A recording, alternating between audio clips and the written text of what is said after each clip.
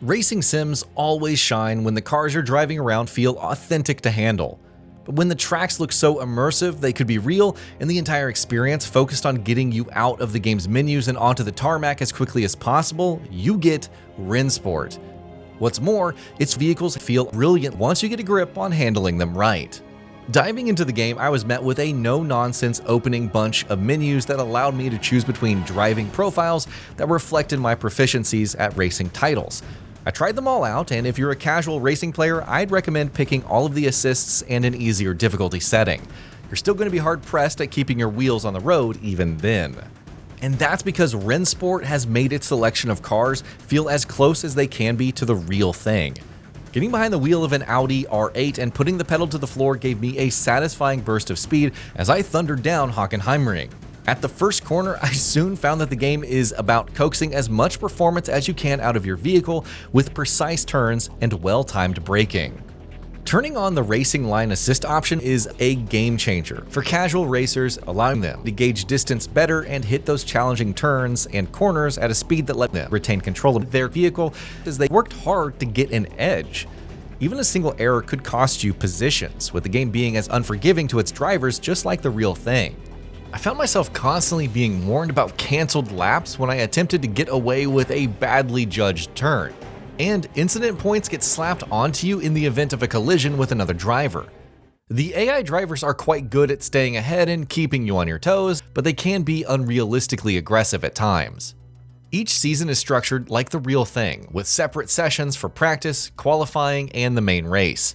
The game doesn't hesitate to throw the rulebook at you either, with flags, penalties, and track limits enforced quite strictly, as they should be in a racing sim that's aimed for accuracy and immersion. Online, you could jump into a race quite quickly, with the matchmaking working quite well to find me a couple of fellow racers. I'd expect it to be much better once the game gets a bit of traction. There are also scheduled events that you can join provided you have the right car unlocked. And overall, the selection of modes to play is among Rennsport's strengths. You're never far from your next race, with clean and crystal clear menus making navigating the game's UI a breeze. Once you're in a race, the next few minutes are going to have you absolutely tuned in, with very immersive visuals and audio. Every car looks detailed and stands out with striking decals, which you can change once you start unlocking them. And every car on offer behaves differently on the track, and learning how to get the best out of each one is part of Rennsport's fun. With the option to do solo time trials on tracks of your choice, you can master each one in a car of your liking before testing your mettle against your fellow racers, either online or through the time trial leaderboards. And with the game being as punishing as it is towards mistakes on the track, you do well to take the time to practice before you get to racing. Standard across cars is a physics system that lends each one with its own weight, momentum, and grip limits, and that means that each one reacts differently to braking too late or attempting turns outside of a reasonable speed, and your cars either oversteer or understeer wildly and send you crashing into the fence while you're penalized for driving off the track.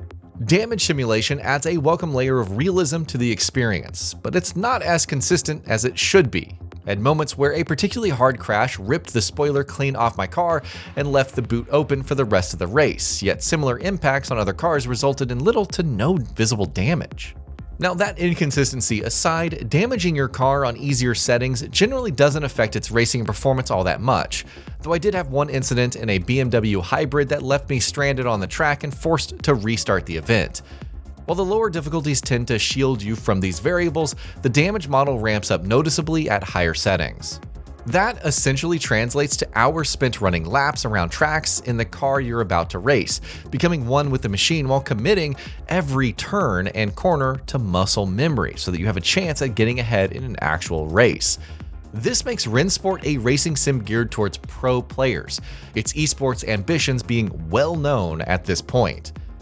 However, given that this is a simulator, it could have used a little bit more life at every track, and the lack of crowds and race day atmosphere feels like a distinct omission. Another area where I believe the game was lacking in is the way different track surfaces feel in terms of the response I was getting from my controller. And perhaps I'm being nitpicky here, but I do think that there could have been more variety in the haptic feedback that I was getting from those different surfaces. For casual racers, there's still a lot to like if you're looking to get into a racing sim that does its job and does it well. Of course, it's best enjoyed with friends as you veer off tracks in glorious displays of reckless driving, the game's physics engine wondering what to do with a driver that attempts to take corners at their car's top speed. With compatibility for a variety of controller setups and easily accessible options for driving-focused peripherals, Rennsport could be a decent addition to your library if you like racing games to feel as close as possible to their real-world counterparts. That said, the single-player career mode is a bit of a letdown. It's more of a simple ladder where you start as a rookie and work your way up to pro, and it never quite feels as fleshed out as it should. Rennsport definitely benefits from its performance, which was excellent on the PS5, with the roads flowing along smoothly as I tore down a straight, the road immediately picking up marks from my tires as I frantically braked to ensure that I was quite literally staying on track. It's very immersive, and I did find myself staring at the scenery instead of keeping my eyes on the road. On the base PS5, the DualSense's haptics rumbled along as I pushed my tires to their limits or any time that I shifted gears. Among the cars, I found that the Mercedes-AMG GT3 2020 and the Pragda R1 were perfect for my tastes. The Pragda in particular was the one that appealed to me the most, accelerating out of corners like a missile, while its braking and handling at sharper turns allowed me to take some risks that I wouldn't have even thought about with another car. You're likely to find a different pair of favorites if you decide to pick up Rennsport, considering how each car felt distinctly different on the track. Coupled with the game's solid performance, this made the entire racing experience very, very good, and this one's easy to recommend to racing fans who take a professional approach to their time behind the wheel. With a plethora of options to customize your experience and the manner in which your car responds to your comrades, Rennsport takes its racing as seriously as it can for a title from a brand new studio. But if your interest in racing is just to floor it and really just hope for the best, this is not a game for you.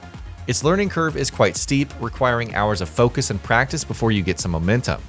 Like with learning music, you don't just practice till you get it right in Rennsport. You practice till you can't get it wrong. If that sounds tedious to you, then give this one a pass. All of it sounds really good until the game makes two big blunders.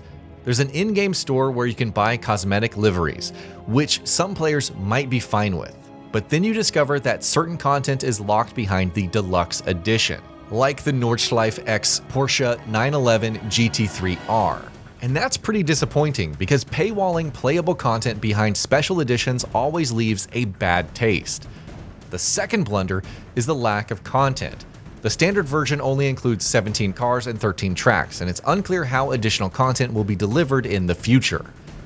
Rennsport has no illusions about what kind of game it is. It's aimed squarely at pro racers and does everything it can to earn their respect. However, it stumbles in enough areas that it can't quite stand alongside the likes of Gran Turismo yet. Whether those issues will be addressed remains to be seen, but for now, Rennsport is a decent racer with some notable caveats. And that'll be about it for this one. If you guys like what we're doing at GamingBolt, please consider subscribing to our channel, and I'll see you guys on the next video.